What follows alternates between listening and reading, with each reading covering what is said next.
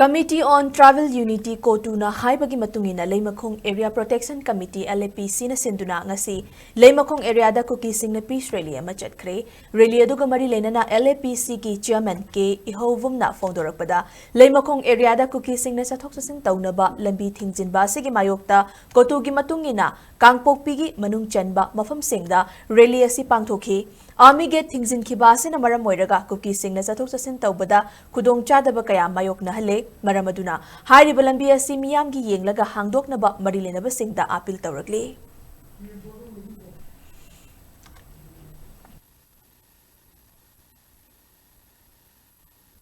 There was a peaceful rally in Leimakhong area comprising of 28 villages. This rally was conducted in pursuance to Cotu instructions that all locations under Kuki district should organize a protest rally against the closure of Army Gate in Leimakhong. This closure of the road have created a lot of hardship for the public, the two districts, especially for the Kuki people. Because in these ethnic conflict times, both the communities could not see eye to eye, and therefore the Kuki people could not use the very roads.